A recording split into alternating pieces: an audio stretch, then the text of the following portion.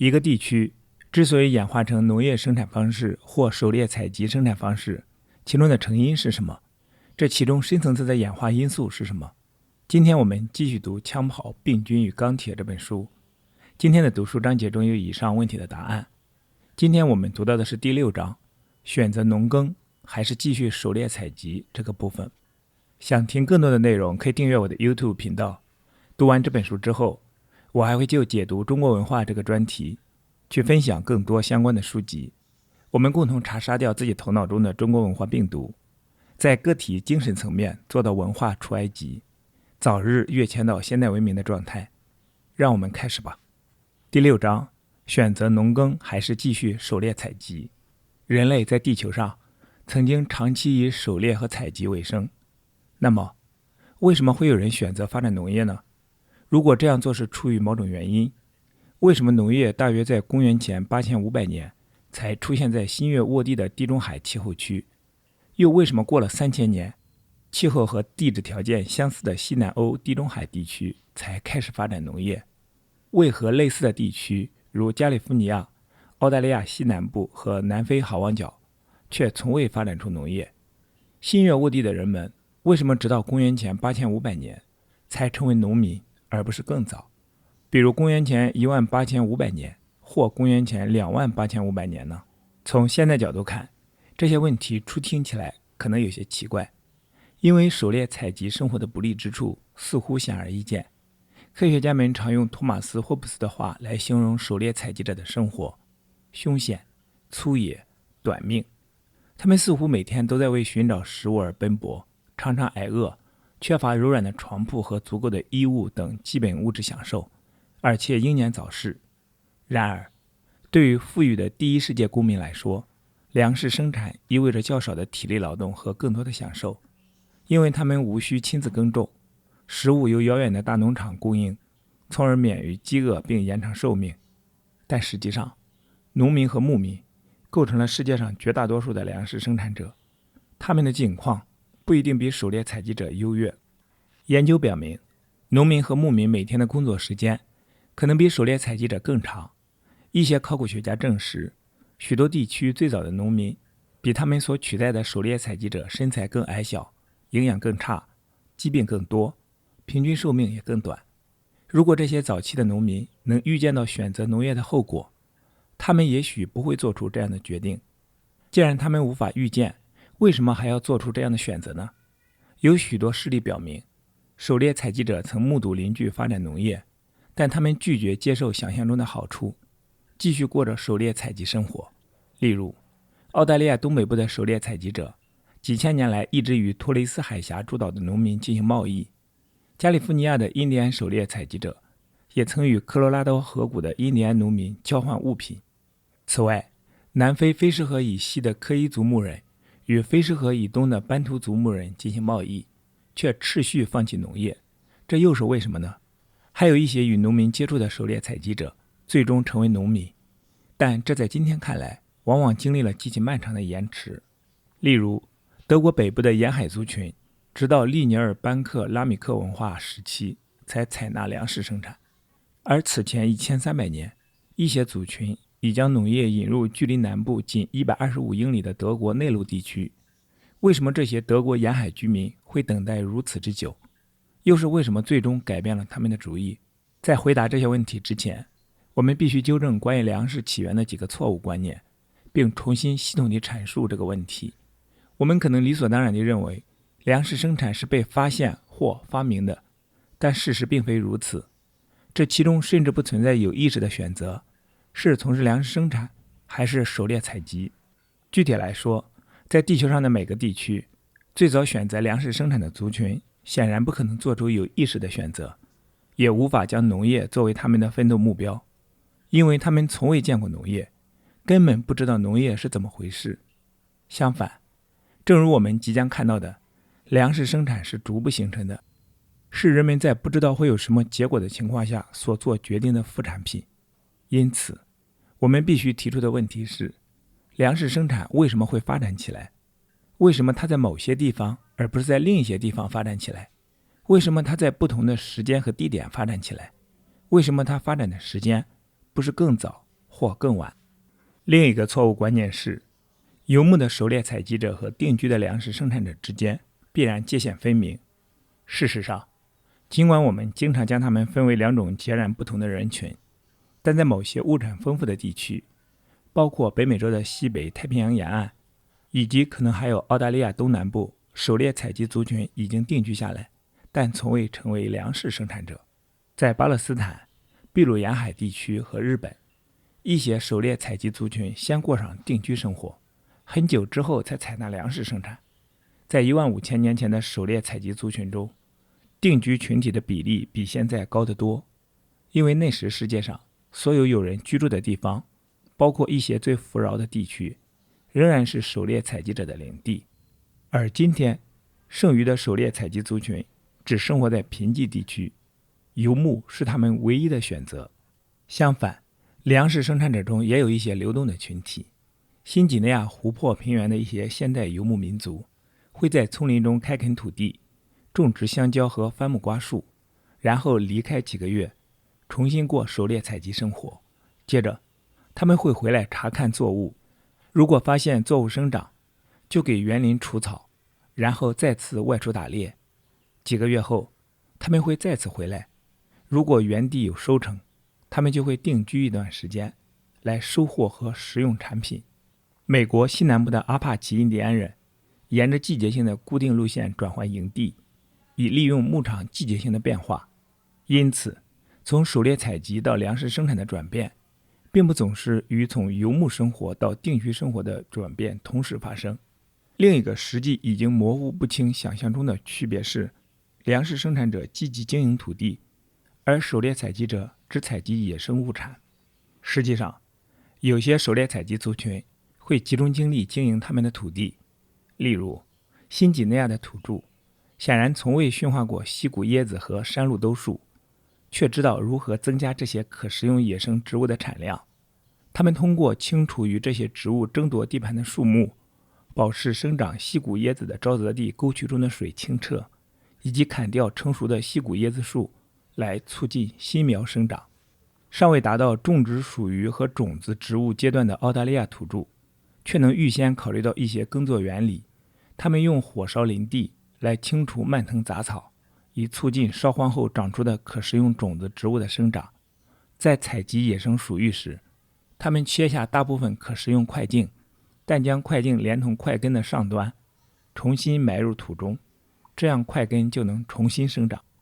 他们挖掘块根，疏松了土壤，并使土壤通气，从而有利于块根的重新生长。如果他们想成为真正的农民，只需将茎连同剩下的块根一起带回家，重新栽种在自己的营地里就行了。粮食生产就是这样由狩猎采集族群逐步发展起来的，并非所有必要的技术都在短时间内发展起来，也并非某个地区最终驯化的所有野生动植物都是同时驯化的。即使在粮食生产以最快的速度从狩猎采集生活中独立发展起来的情况下，也要花上几千年时间，才能从完全依赖野生食物转变为依赖很少几种野生食物。在粮食生产的早期阶段，人们同时采集野生食物和培育非野生食物。随着对作物的依赖增加，各种采集活动在不同时期的重要性逐渐降低。这种转变是逐步实现的，根本原因是粮食生产制度的逐步形成，是许多关于时间和劳动力分配的不同决定积累的结果。觅食的人和觅食的动物一样，时间和精力有限，但他们花费时间和精力的方式多种多样。我们可以想象一下，一个早期农民早上醒来时自问，我今天应该用锄头给菜园除草，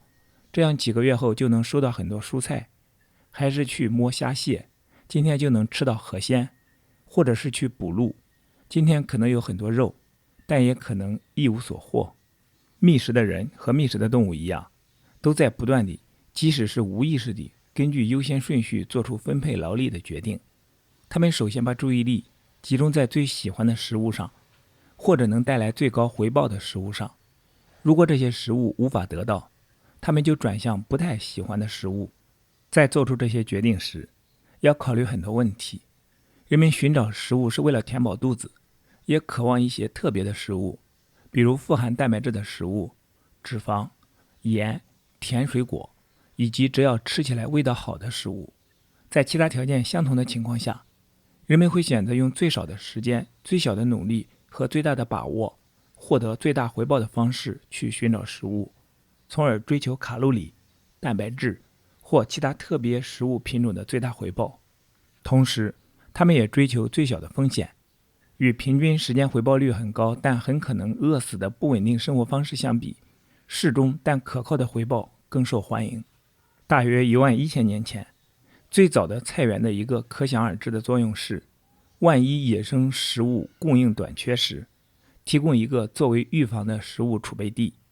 相反，男性猎人的行动往往受到声望这类因素的影响，例如，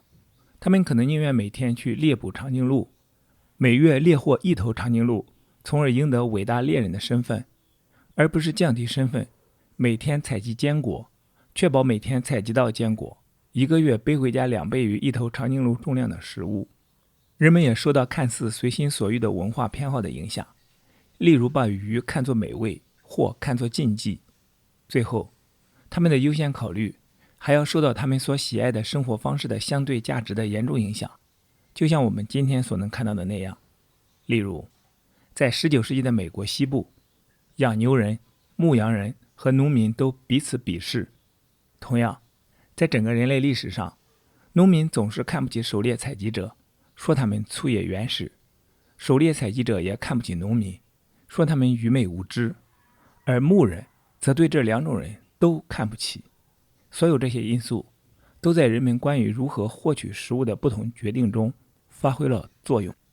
我们已经注意到，每个大陆最早的农民不可能有意识地选择农业，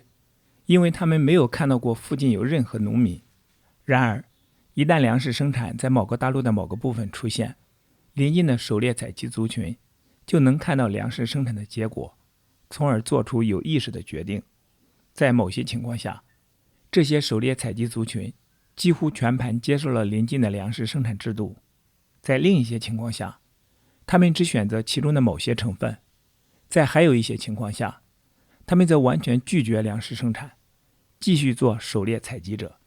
例如，在欧洲东南部的一些地区的狩猎采集族群，在公元前6000年左右，迅速接受了西南亚的谷类作物、豆类作物和牲畜，而且是同时全盘接受的。所有这3种成分，在公元前5000年后的几百年中，也迅速传播到整个中欧。在东南欧和中欧，采纳粮食生产可能非常迅速且大规模，因为那里的狩猎采集生活方式所获较少，也不太有竞争力。相比之下，粮食生产在西南欧，也就是法国西南部、西班牙和意大利，则是逐渐被采纳的。那里最先进的是绵羊，后来引进的是谷物。日本从亚洲大陆采纳集约型粮食生产非常缓慢，而且是逐步实现的，大概是因为日本以海产和本地植物为基础的狩猎采集生活方式所获十分丰足的缘故吧。正如狩猎采集生活方式可以逐渐转变为粮食生产生活方式一样，一种粮食生产制度也可以逐渐转变为另一种粮食生产制度。例如，美国东部的印第安人在公元前2500年左右已经开始驯化本地植物，但也和墨西哥的印第安人发生贸易往来。这些墨西哥印第安人在谷物、南瓜属植物和豆类3合1的基础上，发展出一种更多产的作物体系。美国东部的印第安人采纳了墨西哥的作物，他们中的许多人逐步抛弃了本地的驯化植物。南瓜属植物是独立驯化的，玉米在公元200年左右从墨西哥引进，但直到公元900年始终是一种次要的作物，而豆类则是在100-200年之后引进的。甚至偶然也有放弃粮食生产制度复归狩猎采集生活的例子。例如，在公元前3000年左右，瑞典南部的狩猎采集族群采纳了以西南亚作物为基础的农业，但在公元前2700年时放弃了，重新回归狩猎采集生活。又过了400年，才又一次恢复了农业生活。所有这些都清楚地表明，我们不应该认为采纳农业的决定是在封闭状态下做出的，就好像那些人在这以前没有养活自己的手段似的。相反，我们必须把粮食生产和狩猎采集看作是相互竞争的替代方案。在狩猎采集之外，在种植某些作物或饲养某些牲口的混合经济，不仅在和这两种纯粹经济竞争，而且也在和粮食生产比例或高或低的混合经济竞争。尽管如此，在过去的10000年间，普遍的结果一直是从狩猎采集转变为粮食生产。因此，我们必须问一问，是什么因素使竞争优势从前者转向后者？考古学家和人类学家仍在争论这个问题。一个原因是不同的因素可能在世界上的不同地区起着不同的决定性作用。另一个原因是如何理清粮食生产过程中的因果关系。然而，我们仍然可以找出4个主要的作用因素，而争论也主要是围绕这些因素的相对重要性展开的。一个因素是获得野生食物的可能性减少了。在过去13000年里，狩猎采集者的生活方式变得越来越不利，因为他们所依赖的资源，特别是动物资源，不再那么丰富，甚至消失了。我们在第1章中已经看到，大多数大型哺乳动物在更新世时结束了，在南美洲和北美洲灭绝了，还有一些在欧亚大陆和非洲灭绝了。这可能是由于气候变化、猎人技能提高或人数增加。虽然动物灭绝在最终推动印第安人、欧亚大陆居民和非洲人走向粮食生产道路方面所起的作用仍然可以争论，但在较晚时期的一些海岛上却存在这方面的许多不容置疑的例证。最早的波利尼西亚移民在新西兰消灭了恐鸟，大量捕杀海豹，并在其他波利尼西亚岛屿上消灭或大量捕杀海鸟和鹭鸟。只有在那之后，他们才加强了粮食生产。例如，尽管公元500年移居复活节岛的波利尼西亚人带去了鸡，但直到野鸟和海豚不再容易捕捉时，鸡才成为了主要食物。同样，促进新月沃地出现动物驯化的一个可能因素是野瞪羚的个体密度减少了，而在这之前，野瞪羚一直是这一地区狩猎采集者的主要肉食来源。第2个因素是可驯化野生植物的可能性增加了。正如野生鸟兽资源的枯竭常常使狩猎采集活动的好处减少一样，由于获得可驯化野生植物的可能性增加，驯化植物的做法可以获得较大的好处。例如，更新世结束时，新月沃地的气候变化大大增加了野生谷物的产地面积，从而可以在很短时间内收获大量的庄稼。这些野生谷物的收获就是新月沃地最早的作物小麦和大麦，也就是驯化的先行者。还有一个不利于狩猎采集生活的因素是，粮食生产将最终依赖的一些技术，也就是对野生粮食的收集、加工和储藏的技术，在日积月累地发展。如果未来的农民不是首先弄清楚如何对小麦进行收割、脱粒和储藏，那么长在麦秆上的麦粒即使有1吨重，他们又怎能加以利用呢？公元前11000年后，各种必要的方法、工具和设备在新月沃地迅速出现，这些都是为处理当时新出现的大量野生谷物而发明出来的。这些发明包括用来收割野生谷物的装在木柄上或谷柄上的碎石镰刀，从生长谷物的山坡把谷物运回家的篮子，给谷物去壳的石臼、杵或模板，烘焙谷物以免在储藏时发芽的技术，以及储藏谷物的地窖。有些地窖还抹上了灰泥防水。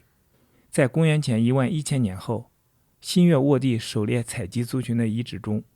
关于所有这些技术的证据非常丰富。所有这些技术虽然都是为利用野生谷物而发展起来的，但也是种植粮食作物的必备条件。这方面的长期发展构成了植物驯化无意识的第一步。第4个因素是人口密度增加和粮食生产出现之间的相互关系。在世界各地，凡是可以得到充分证据的地方，考古学家们都发现了人口密度增加与粮食生产之间出现相互联系的证据。哪个是因，哪个是果？这是一个长期争论不休的问题，是人口密度增加迫使人们求助于粮食生产，还是粮食生产促使人口密度增加？原则上，人们认为因果链条起了双向作用。正如我已经探讨过的，由于粮食生产比狩猎采集有更高的每英亩可摄入热量，人口密度也倾向于更高。而在另一方面，整个更新世后期的人口密度本来就在持续上升，归因于人类采集加工野生食物的技术进步。随着人口增长，粮食生产越来越受欢迎，因为它提供了所有人必须的粮食增产。这就是说，采纳粮食生产为所谓的自身催化过程提供了例证。这是一个正反馈循环中自我加速的过程，一旦开始，速度就越来越快。人口密度的逐步增加，迫使人们去奖励那些无意中增加粮食产量的人，以获得更多的粮食。一旦人们开始生产粮食并过上定居生活，他们就能缩短生育间隔期，生出更多的人，从而也就需要更多的粮食。粮食生产与人口密度之间的这种双向关系，说明了一种矛盾现象。粮食生产一方面增加了每英亩可摄入的卡路里数量，另一方面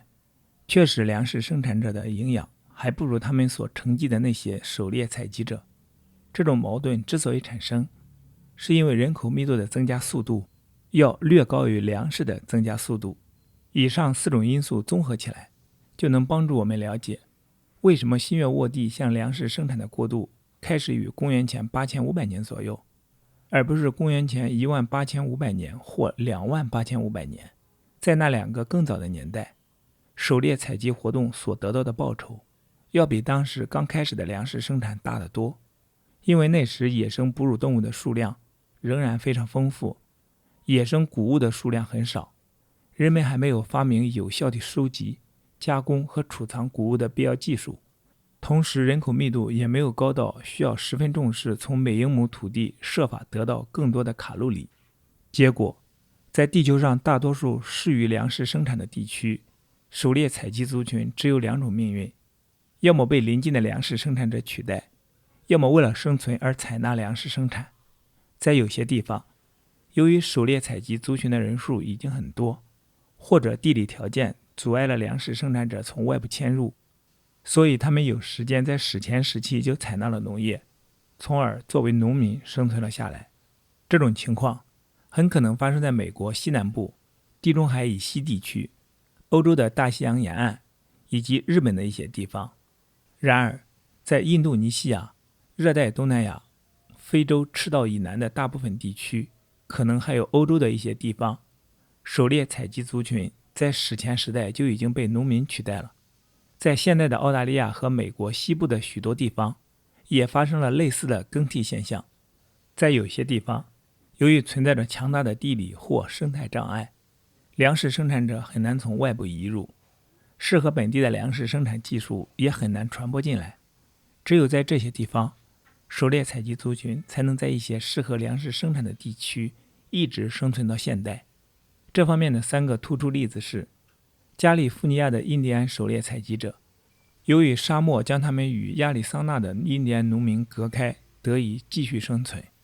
南非好望角地区的科伊桑狩猎采集者，由于那里的地中海型气候带不适于附近的班图族农民的吃到作物，得以继续生存；以及整个澳洲大陆的狩猎采集族群，由于被一片片狭窄的海域将他们与印度尼西亚的新几内亚粮食生产者隔开，